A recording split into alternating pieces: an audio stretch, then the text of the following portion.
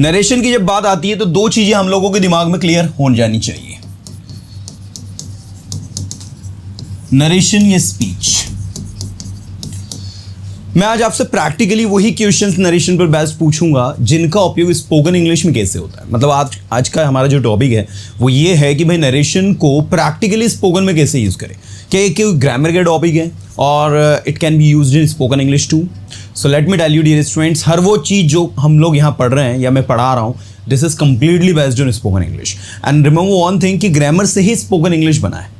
So if you have a good command over the grammar, if you know the rules, how to speak something, how to utter something, so these things somehow helps to improve your language skills as well. So today we'll be talking about how to use narration in our spoken English, and our session starts from this particular thing. Like मैंने उससे पूछा वह क्या चाहता है। I asked him, आप खुद बताइएगा कौन सा वाला सही है। What he want, मैंने उससे पूछा वह क्या चाहता है। I asked him what he wanted.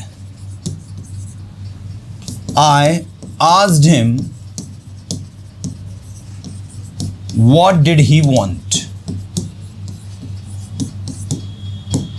बताइए स्टूडेंट, इन तीन में से कौन सा सही है? A सही है, B सही है, C सही है। I asked him what he wanted and he said nothing, and he said nothing, and he said nothing. Which one is right? Wow, that's great. Everybody has answered well. Here the right answer is B, because you can see it's asked over here and what के बाद हम लोगों ने क्या लगाया? Wanted. I asked him what he wanted and he said nothing. उसने मुझसे पूछा मेरे पास क्या है और मैंने उससे कहा मेरे पास कुछ नहीं है। Come on, translate into English. He asked me what I have and I told him that I have nothing. Okay. B. He asked me what I had and I told him that I had nothing. A or B, which one is right? He asked me what I have and I told him that I have nothing, or he asked me that what I had and I told him that I had nothing. We have two options right now and we have to find out the right one. Which one is right? So here you can see this is the right one. बिल्कुल ये वाला आपका wrong हो गया। ऐसे देखो, मैंने उससे पूछा ये रास्ता कहाँ जाता है और उसने मुझसे कहा कहीं नहीं। I asked him where this road went या led। ठीक है, went भी आ सकता है या फिर led भी आ सकता है, led to। एंड उसने कहा he said nowhere। nowhere मतलब कहीं नहीं। ओके, रोहित ने मुझसे पूछा मैं क्या चाहता हूँ। Rohit asked me what I wanted। मैंने उससे कहा कि उसे पढ़ाई करनी चाहिए। I told him that he should study। I told him that he should study। So basically ये जो situation है, this is somehow manageable, that you can easily manage if you know the pattern. But when it comes to talk about the imperative sentences, then this is very important कि इसको कैसे हम बोले। जैसे मैंने उससे कहा कि उसे मत छुओ, तो जनरली स्टूडेंट्स ये बना देता है I said to him don't touch it। ठीक है, ये गलत है एक्चुअल में स्टूडेंट्स। ग्रामर कहती है कि अगर आपने किसी को कोई काम करने के लिए मना किया है, डोंट टच इट, और वो सेंटेंस अगर इंपेरेटिव है तो उसके कुछ स्पेसिफिक रूल होंगे जो हमें फॉलो करना होंगे। मतलब अगर आप इसको इनडायरेक्ट में कहना है तो आपके पास दो तरीके हैं। पहले तो आपने अगर उसको मना किया है तो मना करने के लिए आपको आस्क लिखना होगा, ही आस्क्ड हिम। ये जो डोंट है इसको डोंट कभी नहीं लिखा जाता, इसको नॉट टू लिखा जाता है। डोंट का नोट हो जाता है, फिर टू लगता है, टू के बाद में वो आपकी फर्स्ट फॉर्म टच इट। एक ये तरीका है जो सही है। दूसरा तरीका ही आस्क्ड, ठीक है, सॉरी, दूसरा तरीका है जहां आस्क्ड लिखा है वहां पर डिनाई लिखो। He denied him to touch it. This is A and this is B. He denied him, उसने उसे मना किया, टू टच इट, उसको छूने से, है ना। So he denied him to touch it, ठीक है। तो अगर आपने डिनाई लिख दिया तो फिर नॉट नहीं लगेगा। इस बात का विशेष ध्यान देना है कि अगर आपने क्या लिख दिया, डिनाई लिख दिया, तो वहां पर फिर नॉट नहीं लगेगा, है ना। तो ये विशेष ध्यान आप लोगों को देना है। तो ये इस तरीके से आपका बनता है, इस तरीके से आपका चलता है, इस तरीके से आपकी चीज़ें वर्क करती हैं, ठीक है ना। अब आप यहाँ देखना है जो मैं आपको समझाने वाला हूँ वो किस तरीके से वर्क कर रहा है। मैंने कहा रोहन सेड, रोहन ने कहा, I want to learn English. अगर आपको इससे इनडायरेक्ट में कहा जाएगा तो आप सिंपली इसको बना दोगे बहुत आसानी से। क्या बनाओगे? Rohan said that, Rohan said लगा दिया, दैट लगा दिया, ही, अब वांट का क्या हो जाएगा? Wanted, he wanted to learn English. ये तो बहुत सरल है, बहुत इजी है, ठीक है। लेकिन अगर यहां पर ऐसा हो जाए कि रोहन सेड, रोहन ने कहा, प्लीज हेल्प मी। क्या बोला? Please help me. अब इनडायरेक्ट में क्या बनाओगे आप? अब आपको इनडायरेक्ट में बनाना होगा, रोहन यहां पर वो रिक्वेस्ट कर रहा है, तो ये जो सेड है इसका रिक्वेस्टेड हो जाएगा। रोहन रिक्वेस्टेड, अब रिक्वेस्टेड लगा दिया तो प्लीज हट जाएगा, टू लगेगा, टू के बाद में हेल्प आएगा। और मी किसको बोला जा रहा है? अपने आप को रोहन बोल रहा है, तो help. Rohan requested to help him. अगर आप यहां लिखोगे रोहन सेड टू मी, तो यहां हो जाएगा Rohan requested me. Rohan requested me to help him, Rohan ने मुझसे उसकी मदद करने के लिए कहा। Rohan requested me to help him. ऐसे देखो,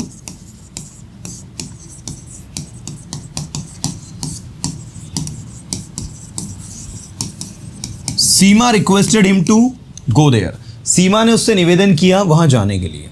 Seema requested him to go there, Seema ने उससे निवेदन किया वहां जाने के लिए। ऐसे देखो, Reena requested Ravi to stay calm, ठीक है। रीना ने रवि से शांत रहने का निवेदन किया। मतलब उसने क्या बोला होगा रवि से? उसने बोला होगा, रीना ने, रीना सेड टू रवि,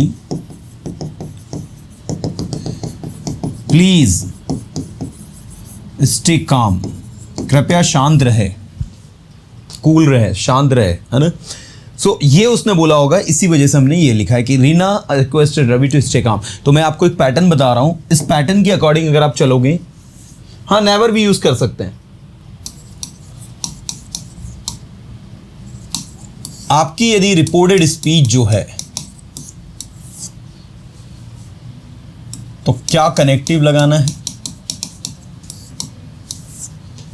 और किस तरीके से आपको रिपोर्टिंग वर्ब को चेंज करना है,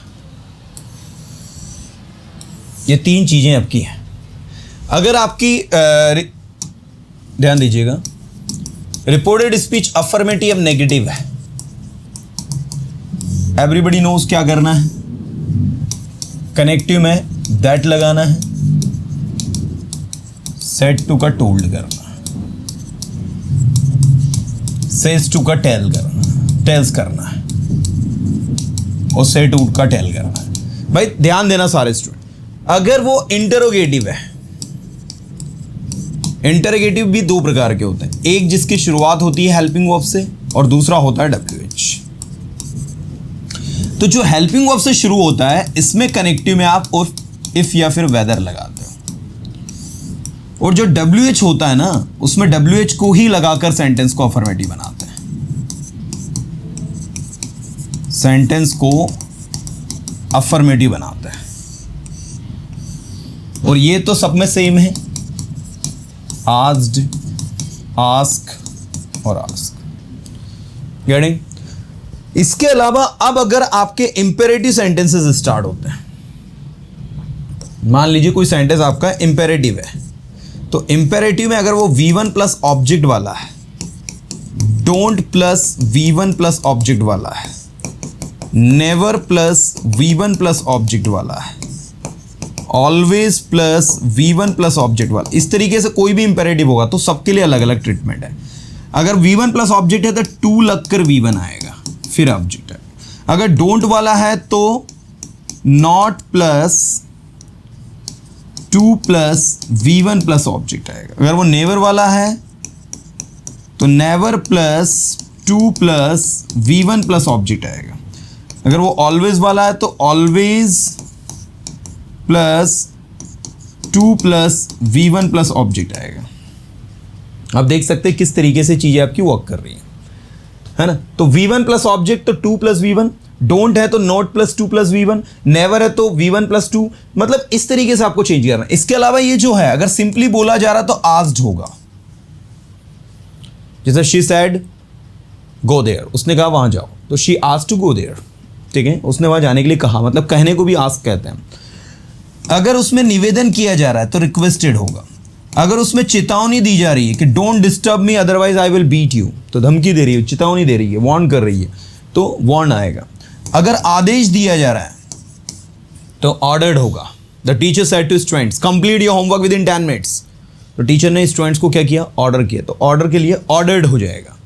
तो आस्क्ड, रिक्वेस्टेड, वार्न, ऑर्डर्ड, है ना। इसके बाद में एक वर्ड आप ले लो,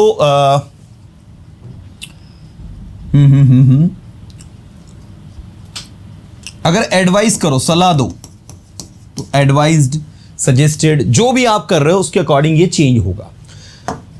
अब यहां पर आप देखो, she said papa please give me some money, उसने कहा पापा मुझे कुछ पैसे दो, ए बी वाला। ही सेड, उसने कहा नेवर ट्रस्ट एनीवन, कभी किसी पर ट्रस्ट मत करो। See, Rohan said to us, Rohan ने हमसे कहा don't disturb me otherwise I will complain against you. अब यहां पर आप देख सकते हैं कि ABC तीन अलग अलग सिचुएशंस हैं, है ना। तीनों में, एक में नेवर का दिया, एक में प्लीज का दिया, एक में डोंट का दिया, ठीक है। तो इनके आंसर्स जब आप बनाओगे तो कैसे बनेंगे देखने दे। सबसे पहले देखो, she said papa please give me some money, तो एक्चुअल में सेंटेंस क्या है, गिव मी मनी। ये पापा जो है तो एड्रेसिंग वर्ड है जो इसके साथ आ रहा है, प्लीज रिक्वेस्ट करने के लिए लग रहा है, तो मेन सेंटेंस है give me money. Give me money मतलब कौन सा है, 2 + V1 ये लगेगा। अब चूंकि प्लीज लिखा है इसलिए क्या लगेगा, रिक्वेस्टेड, तो आंसर लिखो शी रिक्वेस्टेड। अब किससे रिक्वेस्ट करी उसने, पापा से, मतलब उसके पापा से, तो पापा का हो जाएगा her father. She requested her father. अब प्लीज वहां से हट जाएगा, ये प्लीज को हटा देंगे हम। अब लिखेंगे टू, ये लगा दिया। देखो, she requested her father to give her some money, give me का हो जाएगा her some money. She requested her father to give her some money, very good. He said never trust anyone, तो यहां पर एक बंदा जो है हमसे बताओ कह रहा है, निवेदन कर रहा है, वार्न कर रहा है, ऑर्डर कर रहा है कि एडवाइस कर रहा है? ऑब्वियसली अगर आप किसी को बोल रहे हो कि किसी पर ट्रस्ट मत करो तो आप उसको सलाह दे रहे हो। तो ही सजेस्टेड या ही एडवाइज्ड दोनों लिख सकते हो। ही एडवाइज्ड, अब नेवर वाला है तो नेवर है तो नेवर का नेवर लिखूं, नेवर के बाद टू लिखूं, never to trust anyone. He advised never to trust anyone. क्या बोलोगे? He advised never to trust anyone. उसने सलाह दी कभी किसी पर ट्रस्ट नहीं करने की। Rohan said to us don't disturb me otherwise I will complain against you. Rohan ने कहा, ध्यान देना, रोहन सेड टू अस, तो रोहन हमसे बोल रहा है कि मुझे डिस्टर्ब मत करो वरना मैं तुम्हारी कंप्लेन करूंगा। तो रोहन हमको क्या कर रहा है? वार्न कर रहा है।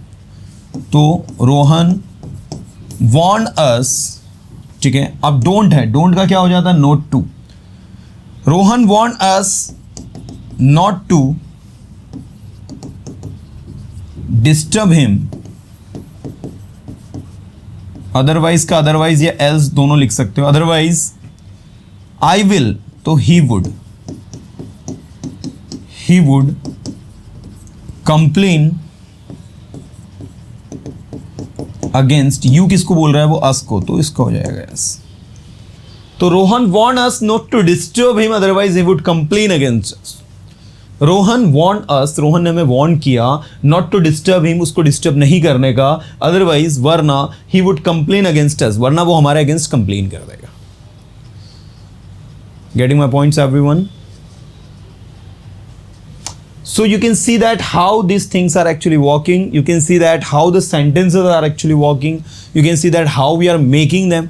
You know, so this is somehow a great thing. This is somehow very useful. तो ये बहुत इंपॉर्टेंट है।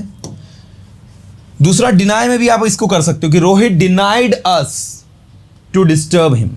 मतलब अगर डिनाई लगाओगे तो फिर डोंट नहीं लगेगा, ठीक है। चलिए, अब आपको मैं कुछ एक्सरसाइज दे रहा हूं, just you have to solve it and will get to know कि आप में से कितने लोग इस कॉन्सेप्ट को समझे हो। फिर हम पैराग्राफ राइटिंग हमारी स्टार्ट करेंगे। मैं आपको पैराग्राफ्स दूंगा practically and you guys have to translate into English. Okay, चलिए, मैंने कहा शी सेड टू अस, उसने हमसे कहा।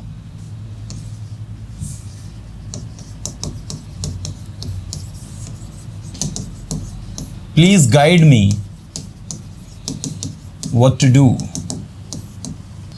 Please guide me what to do, मुझे गाइड करो क्या करना है। दूसरा,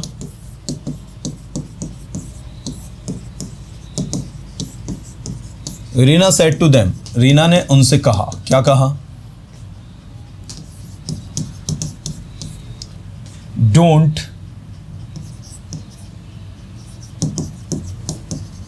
guide me what to do. Don't guide me what to do, I know what to do. ठीक है, come on.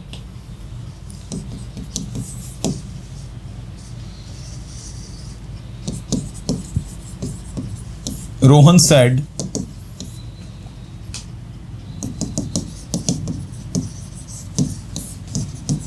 always help the needy. हमेशा नीडी की हेल्प करो।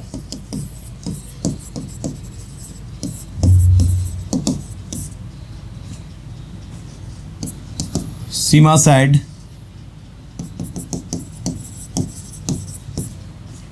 Mummy, give me something to eat.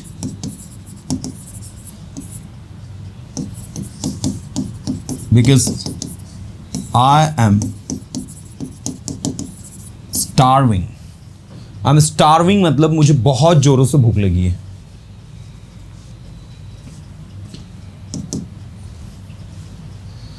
Next, they said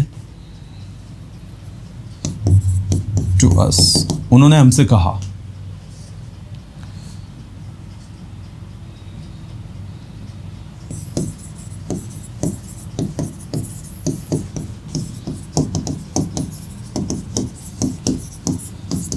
can you help us in this work?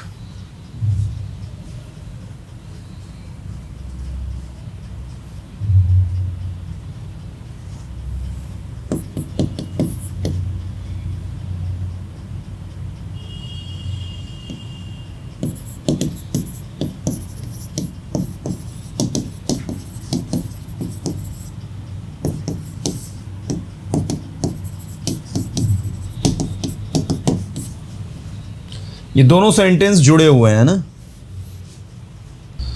Okay, now make you answers everyone. देखिए, सबसे पहले she said to us please guide me what to do. तो request कर रही है हमसे, तो क्या हो जाएगा? शी रिक्वेस्टेड अस, प्लीज हट जाएगा, टू गाइड हो जाएगा यहां पर इसका. टू गाइड मी कौन है? शी है, तो इसका हो जाएगा her. To guide her what to do का what to do, ये इस तरीके से होगा.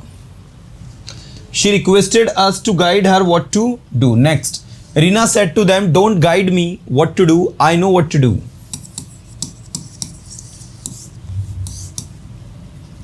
Rina said to them, don't guide me what to do, I know what to do. क्या होगा? Come on everybody.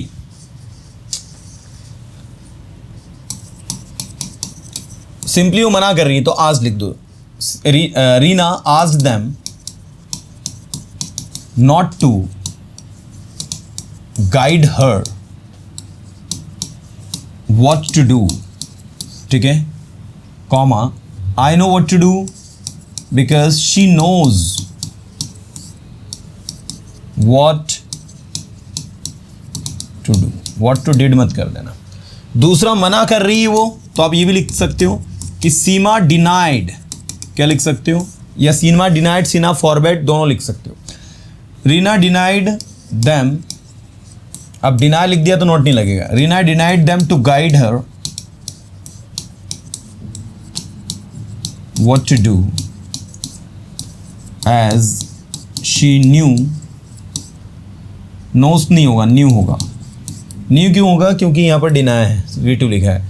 As she knew What to do. Knew लगेगा, knows नहीं लगेगा ना, दोनों में.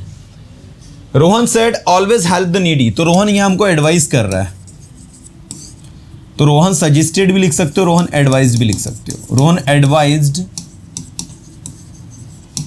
ऑलवेज टू, ऑलवेज आएगा फिर टू आएगा, always to help the needy. Rohan advised always to help the needy. Rohan ने हमेशा दूसरों की मदद करने के लिए एडवाइस किया. Reena said mummy give me something because give me something to eat. Mama give me something to eat because I am starving. क्या कहेंगे? अब सीमा जो है अपनी ममा से क्या कर रही है? सिंपली बोल रही है, तो सिंपली बोलने को हम कहेंगे asked.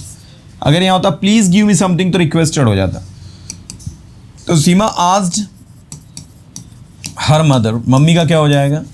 Her mother, to give her, ये मी का हर हो जाएगा, to give her something to eat. Because को बिकॉज भी लिख सकते हैं, एज भी लिख सकते हैं. As she was, I am starving का होगा she was starving.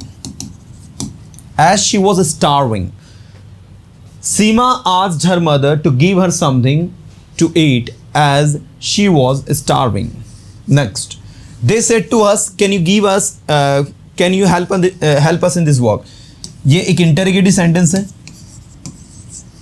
So they asked us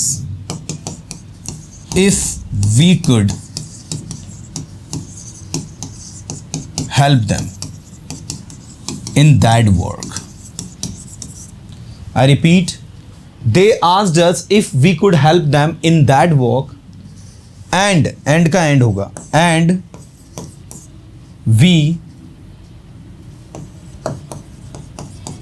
refused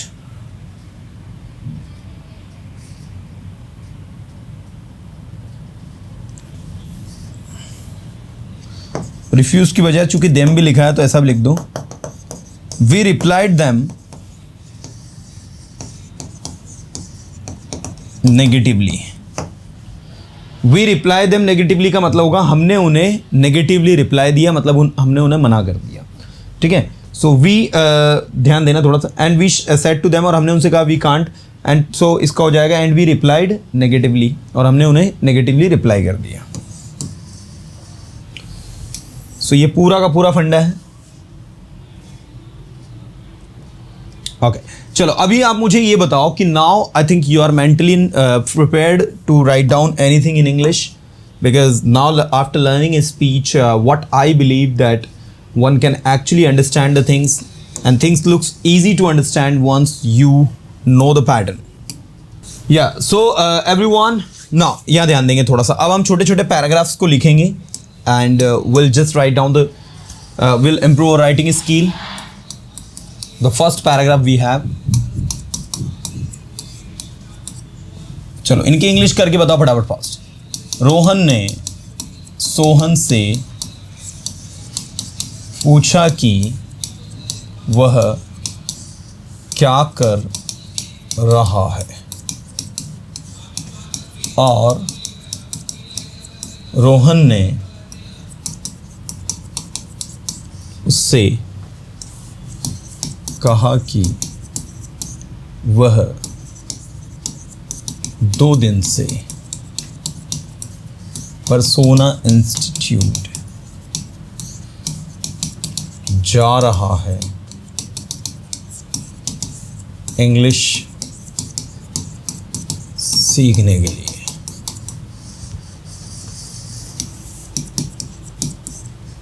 उसने सोहन को बताया कि उसने 2 दिन में बहुत कुछ सीखा है, और अब वह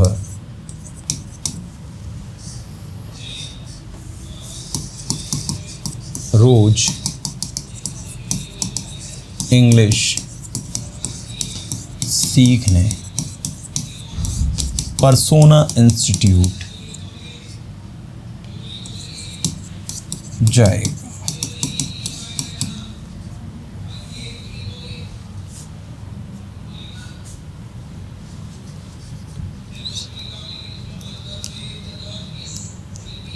सोहन आएगा यहाँ, तो सोहन ने उससे कहा कि वह 2 दिन से पर्सोना इंस्टीट्यूट जा रहा है इंग्लिश सीखने के लिए। उसने रोहन को बताया कि यहाँ रोहन आएगा। उसने रोहन को बताया कि उसने 2 दिन में बहुत कुछ सीखा है, और अब वह रोज़ इंग्लिश सीखने के लिए पर्सोना इंस्टीट्यूट जाएगा। रोहन ने उससे पूछा कि क्या वह भी पर्सोना इंस्टीट्यूट इंग्लिश सीखने के लिए ज्वाइन कर सकता है। तो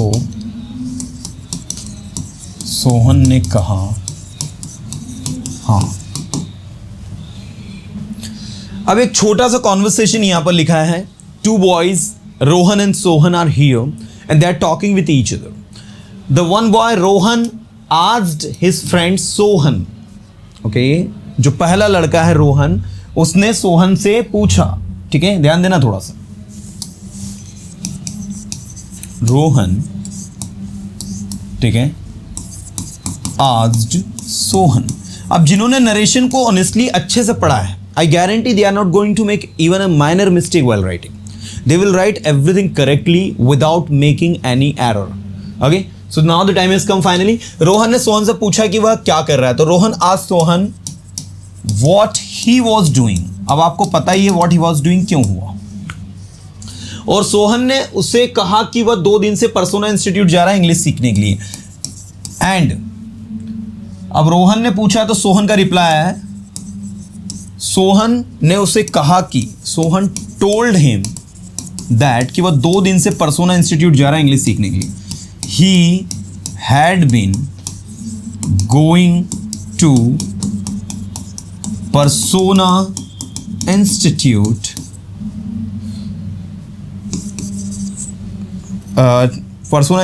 to learn English इंग्लिश सीखने के लिए 2 दिन से, for 2 days, या for 2 days to learn English, ऐसा भी कर सकते हो। उसने रोहन को बताया कि उसने 2 दिन में बहुत कुछ सीखा है। अब बताने को टोल्ड भी कहते हैं, इन्फॉर्म भी कहते हैं। ही इन्फॉर्म्ड रोहन दैट, या he told Rohan that he had learned. अब देखो हेड क्यों हो गया, पास्ट की बात हो रही है इसलिए। He had learned a lot in 2 days। ठीक है, उसने 2 दिन में बहुत कुछ सीखा है और अब वह रोज इंग्लिश सीखने के लिए पर्सोना इंस्टीट्यूट जाएगा। And he would go every day to learn, he would go every day persona to learn, ठीक है ना, इंग्लिश। नेक्स्ट, रोहन ने उससे पूछा कि क्या वह भी पर्सोना इंस्टीट्यूट इंग्लिश सीखने के लिए ज्वाइन कर सकता है। अब क्या वह है, तो रोहन आस्क्ड हिम। अब ये जो क्या है ना, इसके लिए इफ लगेगा। आपको याद हो तो जब सेंटेंस की शुरुआत क्या से होती है तो कनेक्टिव में इफ या वेदर लगता है। तो Rohan asked him if he could also, क्या वह भी ज्वाइन कर सकता है, if he could also join persona institute, if you could also join persona institute to learn English। and, और सोहन ने कहा हाँ, and Sohan replied positively।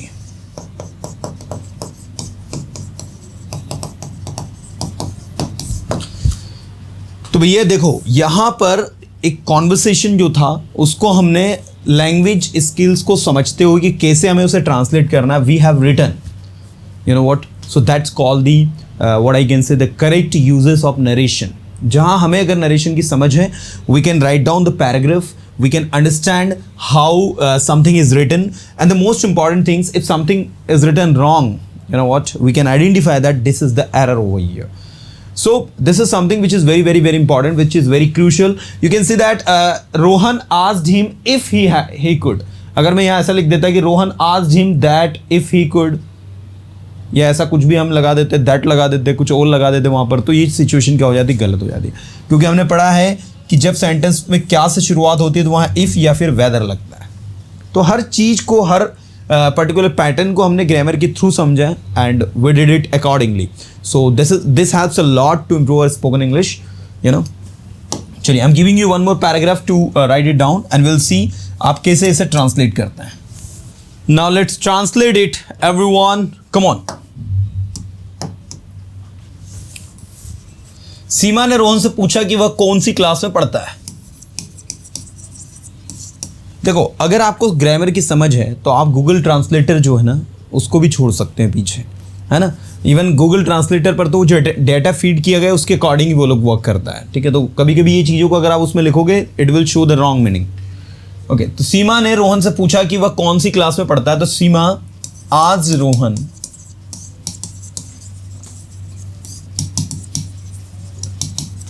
in which class he studied, and Rohan ने उससे पूछा कि वह, अब रोहन ने सवाल पूछ लिया, and Rohan asked her, Rohan asked her कि क्या वह उसे जानता है, if he knew her, ठीक है। रीना ने उससे कहा कि वह उसे नहीं जानता लेकिन वो उसे बहुत अच्छे से जानती है। अब रीना है कि सीमा है?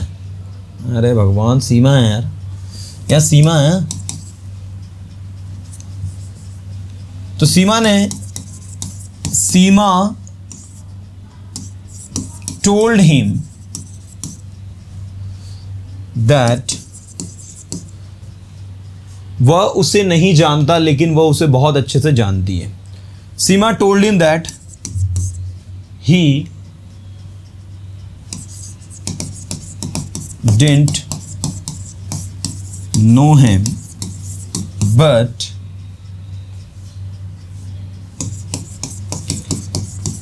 she knew him very well. He didn't know him but she knew him very well. वो उसे बहुत अच्छे से जानती है. रोहन हैरान हो गया. ठीक है, Rohan was puzzled. Rohan was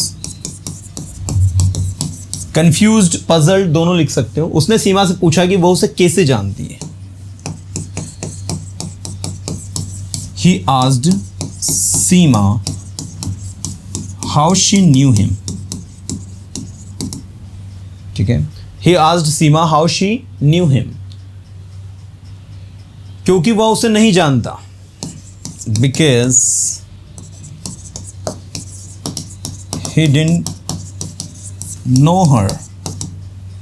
You know? सीमा ने उससे बताया कि वह उसका क्लासमेट रहा है जब वह सेकंड में था. Seema told him that he had been her classmate when he was in second class. Okay, so this is the conversation actually you can see over here. How the things are working, you know, और किस तरीके से आपकी work कर रही हैं आप देख सकते हैं. ठीक है, यस.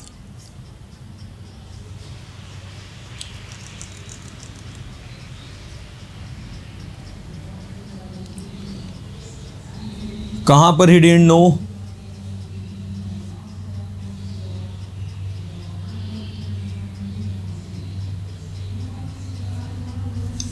यहां हारा आएगा, सही है. ठीक है, that he didn't know her but she knew him very well. Rohan was puzzled, Rohan puzzled हो गया. Rohan was confused and he asked Seema how she knew him because he didn't know her. Seema told him that he had been her classmate when he was in second class. You know, so that's the conversation actually. अब मैं आप लोगों को बताना चाहूँगा कि ऐसे कोई भी प्रैक्टिकल कॉन्वर्सेशन हो, just try to write it down in your own words. अब आप उसको करेक्ट लिखने की कोशिश करें.